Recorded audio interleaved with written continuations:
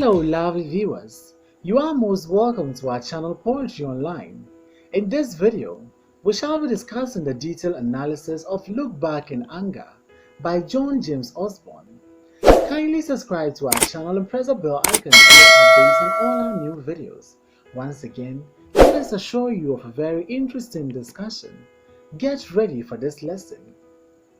John James Osborne was an English playwright, screenwriter, and an actor. He was born on December 12, 1929 in Fulham, southwest London. Much of Osborne's childhood was spent in poverty with frequent extended illnesses. He attended state schools until the age of 12 when he was awarded a scholarship to attend a minor private school called St. Michael's College. His career began while he was an actor. Look Back in Anger is his most loved work. It is studied by students all over the world.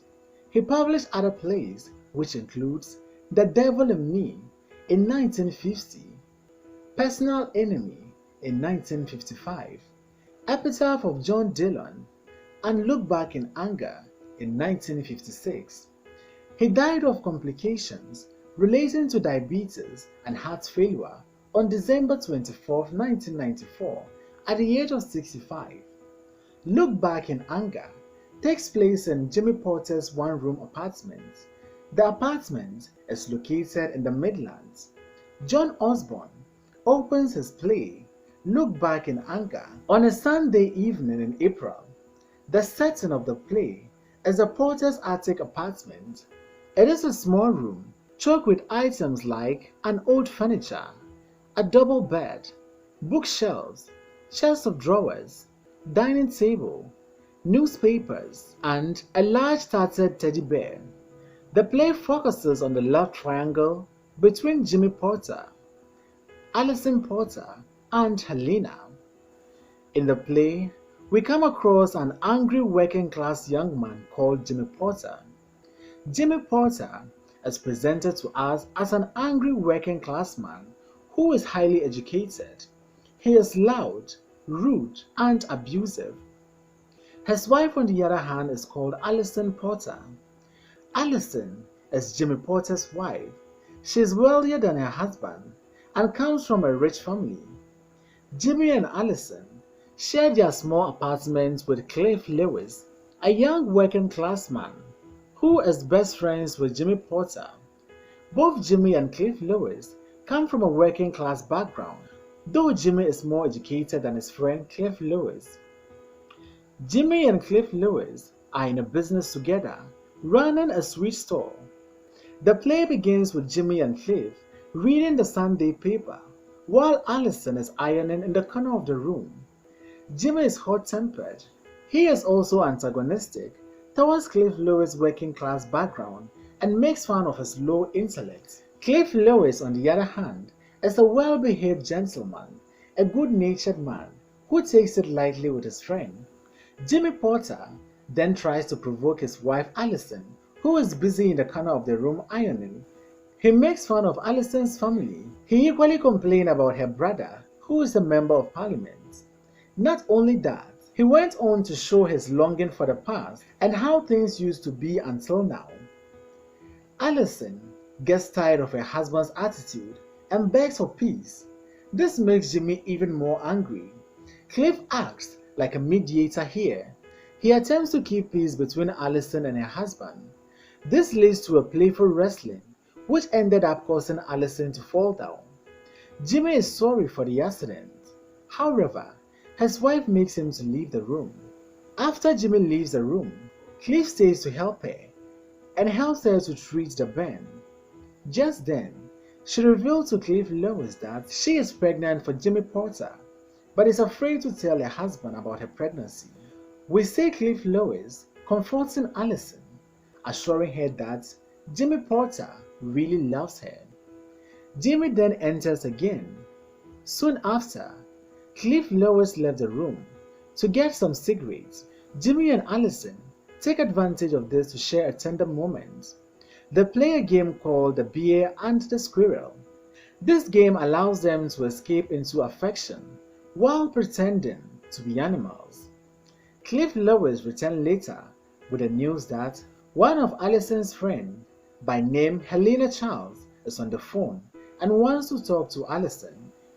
Jimmy's mood immediately changed when Alison says that her friend Helena Charles wants to stay with them. 2 weeks later, Helena and her friend Alison, who now lives with them, shares the feminine-related duties of the home. Alison tells her friend Helena about her first few months with Jimmy Porter. They used to live with Jimmy Porter's friend called Hugh Turner.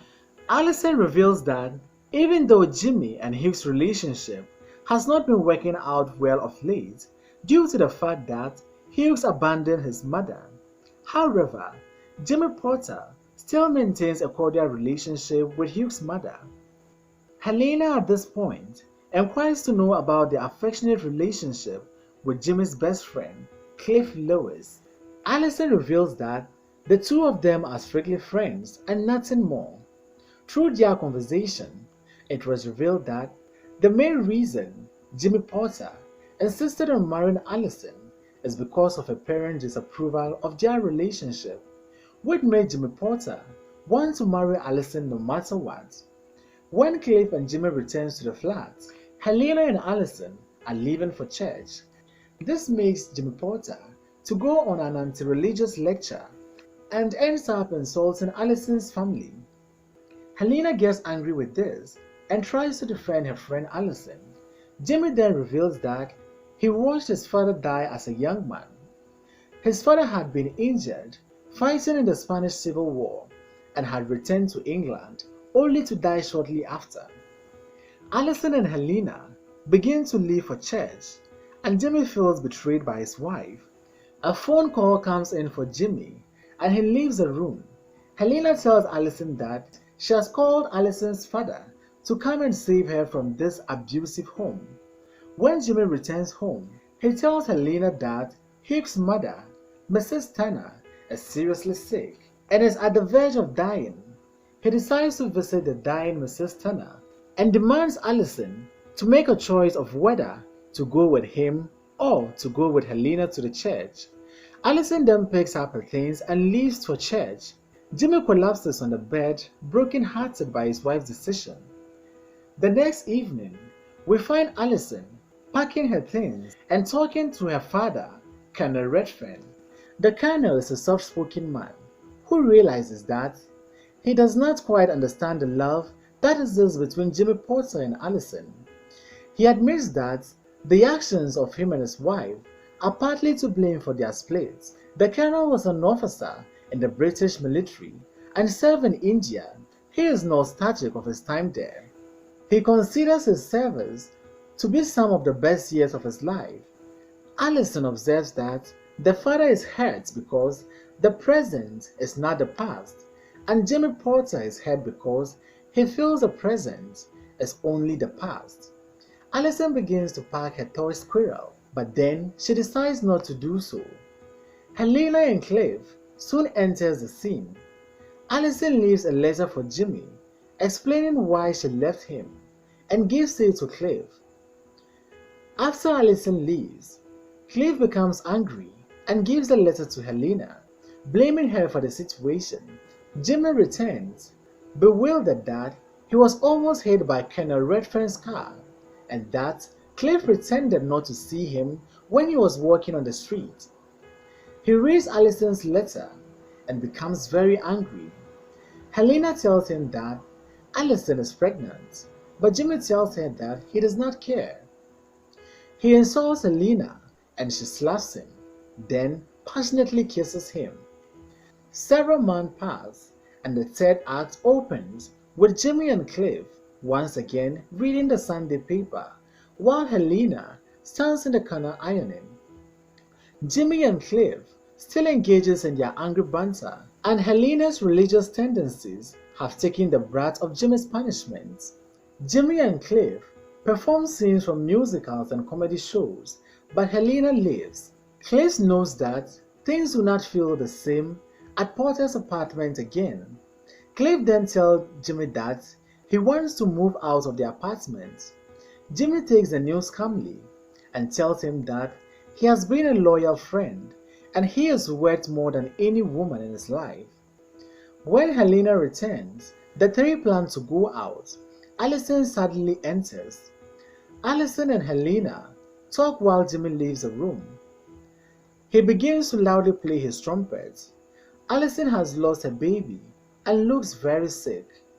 Helena tells Alison that she should be angry with her for what she has done, but Alison is only grieved by the loss of a baby.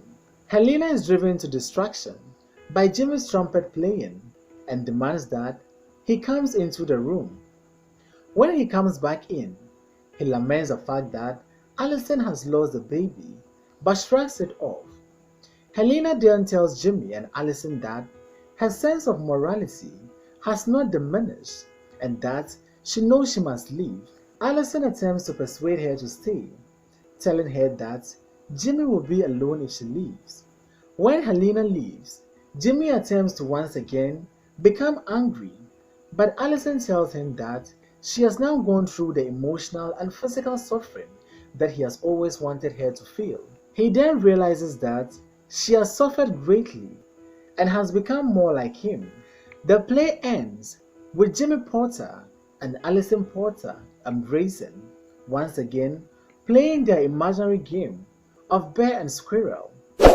Thanks for watching this video. Please don't forget to like, comment, subscribe and share this video.